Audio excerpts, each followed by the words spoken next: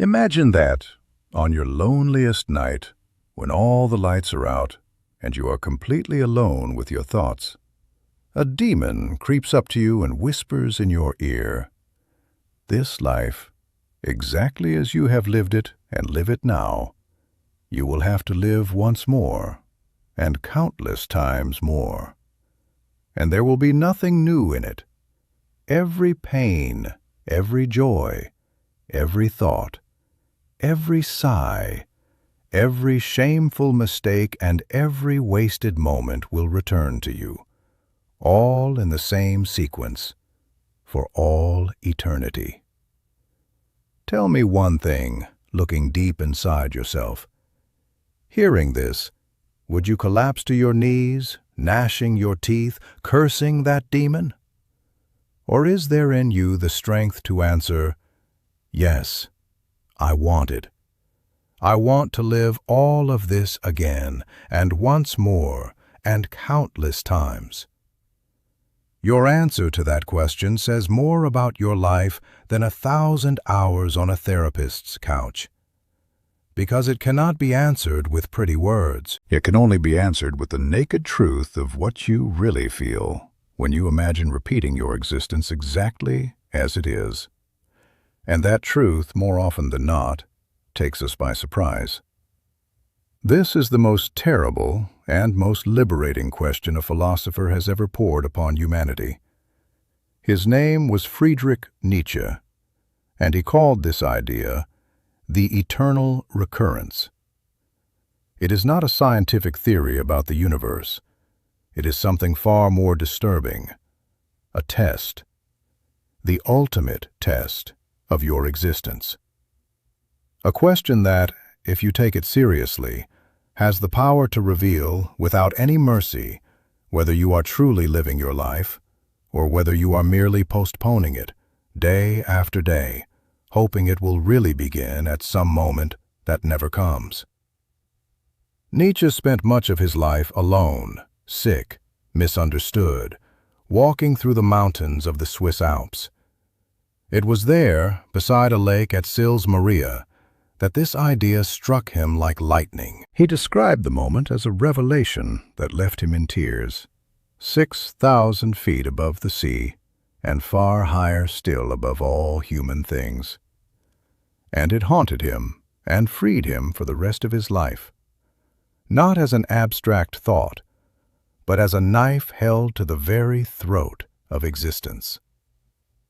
If you came to this video looking for one more empty motivational phrase, the kind that just tells you to think positive and keep going, close it now. What Nietzsche proposes is infinitely heavier and infinitely more transformative. It is not a warm hug. It is a slap that wakes you up. And in our age of endless distraction, where every silent second is filled with a screen, that slap may be exactly what we need most. But if you are willing to face a question capable of changing the way you live each of your days, then stay. Nietzsche has 7 dark truths about the eternal recurrence. They will not comfort you. They will force you to decide, once and for all, whether your life is worth living countless times. And maybe that is the only question that truly matters, the one all the others try in vain to avoid. First truth. The eternal recurrence is the greatest weight you can carry. Nietzsche called this idea the greatest weight, and not without reason. Think about what it truly means. It is not the religious promise of a paradise after death, where everything will be different and better. It is the opposite. The possibility that this life, with all its flaws, is all that exists, repeated without end. Most people endure the present because they secretly believe it is temporary. I put up with this job I hate because one day I will leave it. I tolerate this empty relationship because one day something will change.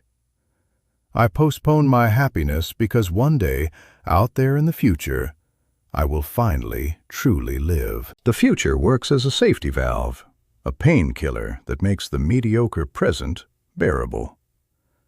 Now imagine that escape is torn away from you.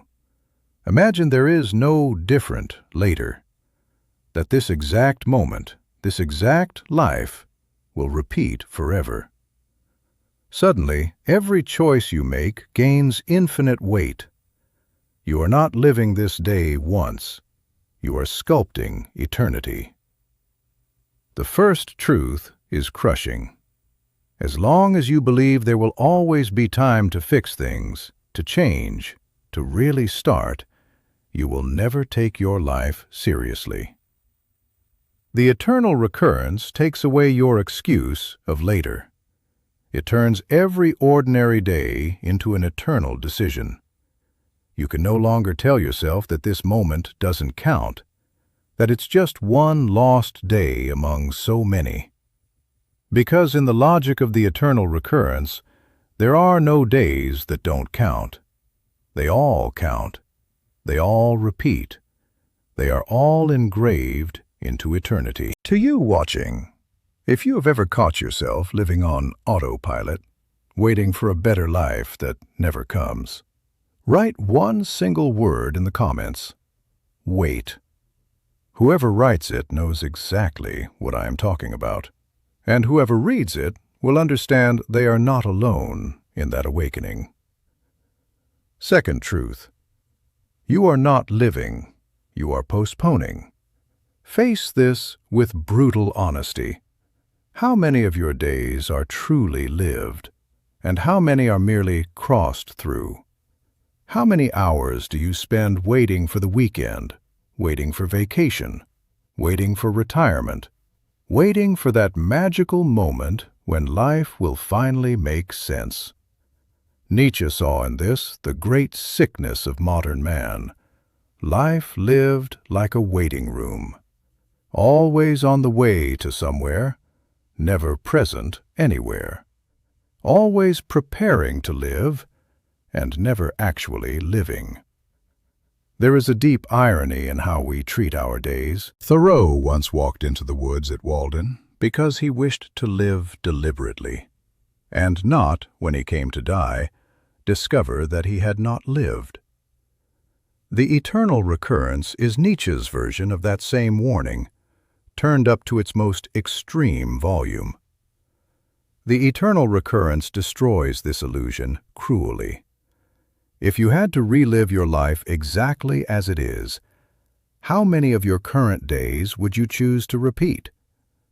That entire day lost scrolling through your phone's screen without even noticing the hours pass. Would you relive it with pride for eternity? That petty argument, that afternoon of boredom, that entire week of just surviving. All of it again? Forever? Nietzsche's question is a merciless mirror. It shows how much of your life you are truly inhabiting, and how much you are simply letting slip through your fingers while you wait for a future that may never come. The second truth is a punch to the gut. The time you are postponing living is your only life. There is no rehearsal. There is no rough draft.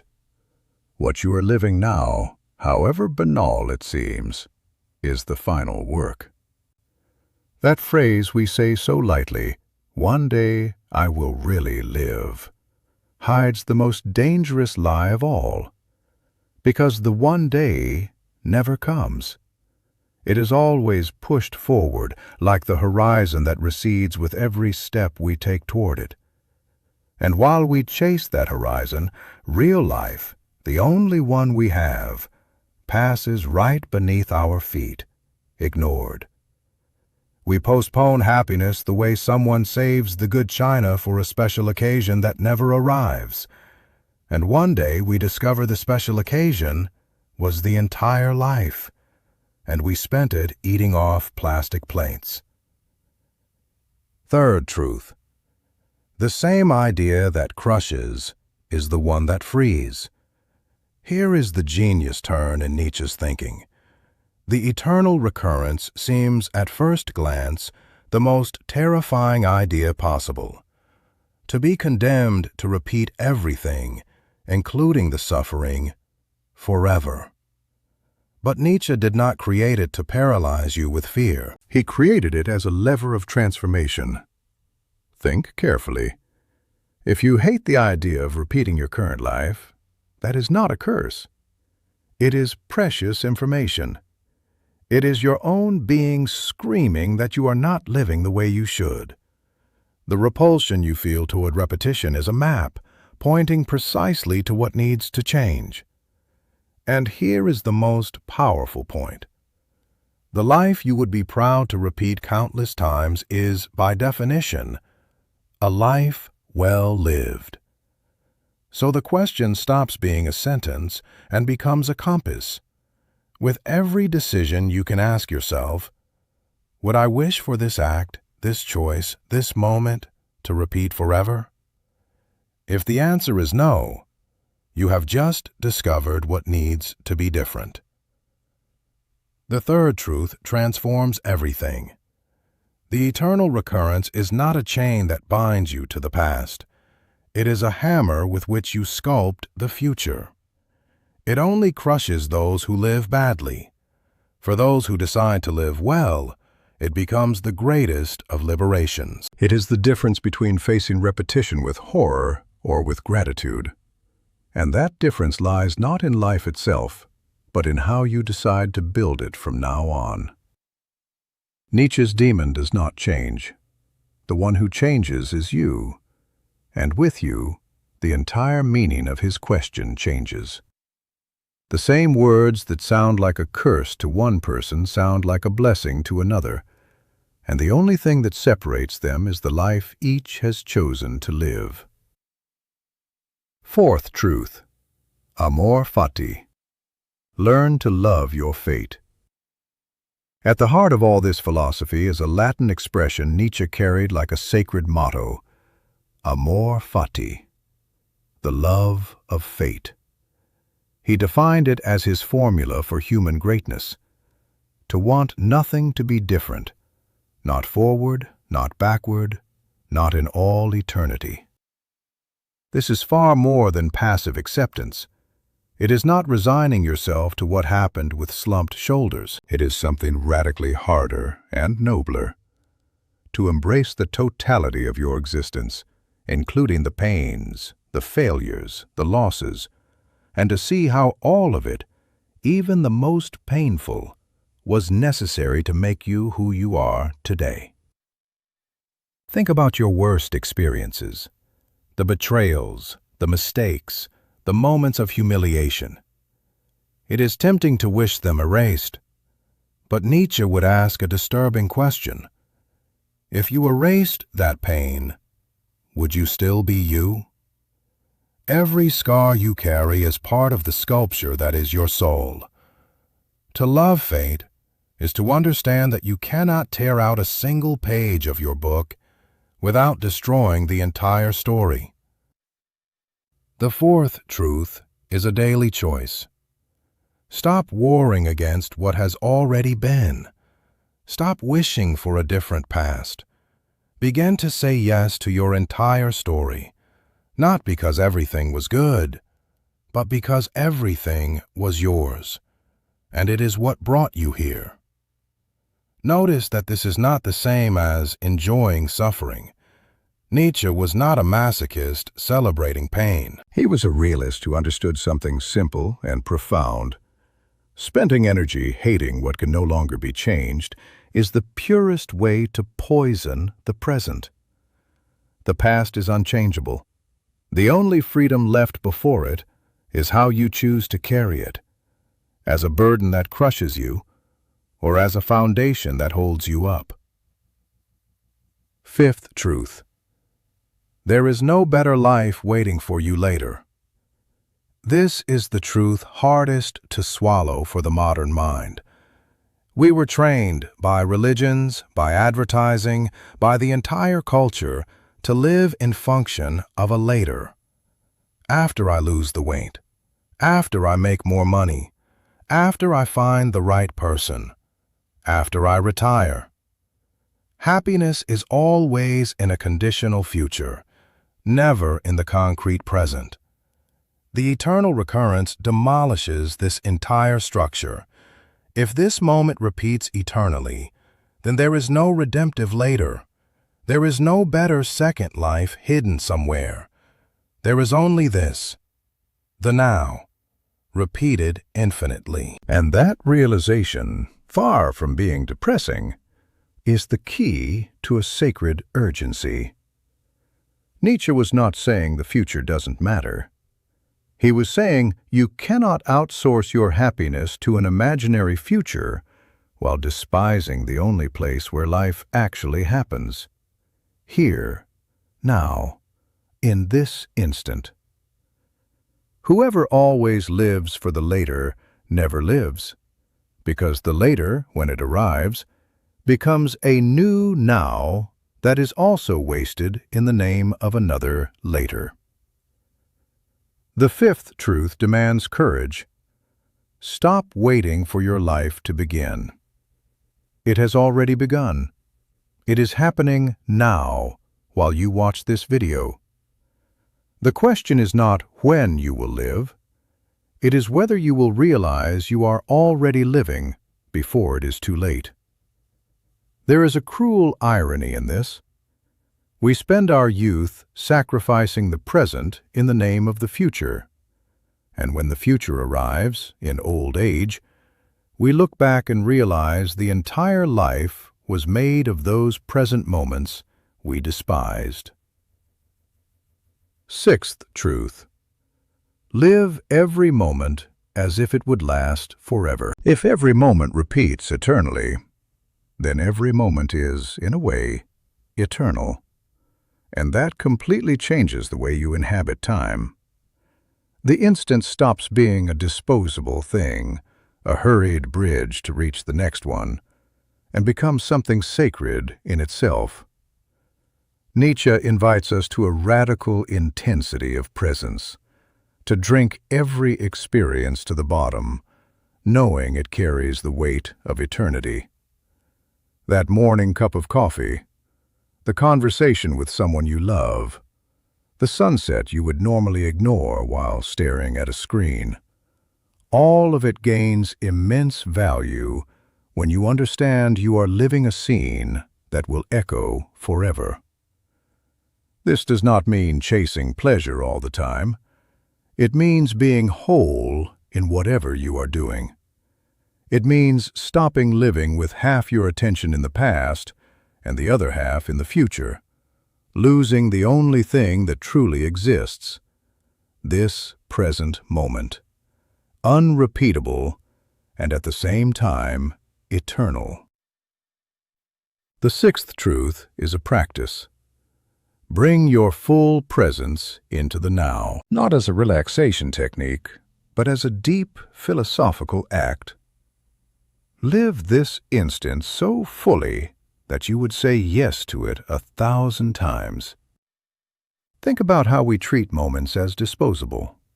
We eat without tasting, listen without truly hearing, embrace without being present, always with our minds somewhere else. We live the entire life like someone flipping through a book in a rush, anxious to reach the end, never noticing that the meaning was on every page we turned without reading.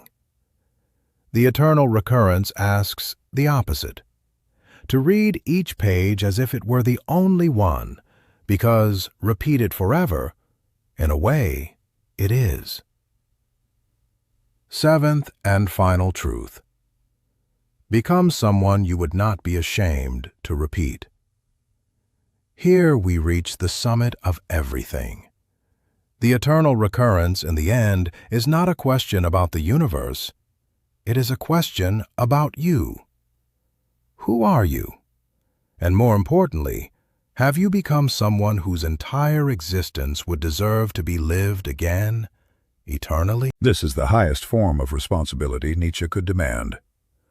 Not to live to please others, nor to follow rules imposed from outside, but to live in such a way that every one of your actions passes the most rigorous test of all. Would I want this to repeat forever? Every word spoken in anger, every cowardice, every wasted day now carries the weight of the infinite. And every act of courage, every gesture of love, every moment lived with intensity does too. The person Nietzsche imagined, the one capable of saying yes to the eternal recurrence, is someone who has taken full ownership of their own life, who has stopped blaming the past, waiting for the future, outsourcing responsibility, who has decided to build with their own hands an existence so full, so authentic, so much their own, that to repeat it for eternity would not be a condemnation, but the greatest of privileges. Not the person who had the perfect life, but the one who had the courage to make the life they were given fully their own. The seventh truth is the final call. Live in such a way that, if the demon appears tonight and asks the question, you can look him in the eye and answer without hesitating, yes. Again, countless times. And maybe you cannot say yes today. Maybe, in all honesty, your current life is not yet worthy of repetition.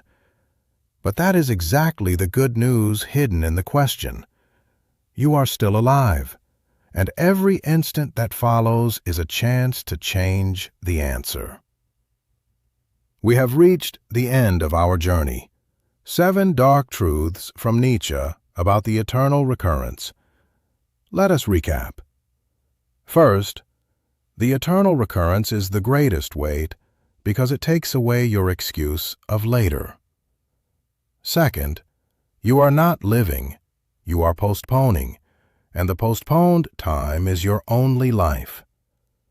Third, the same idea that crushes is the one that frees, working as a compass. Fourth, Amor, Fati. Learn to love your entire fate. Fifth, there is no better life waiting for you later. There is only the now. Sixth, live every moment as if it were eternal, because in a way it is.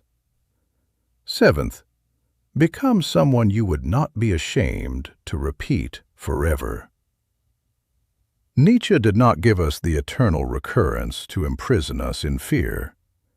He gave it to us as the most demanding of gifts, a question capable of burning away all mediocrity, all postponement, all life lived halfway.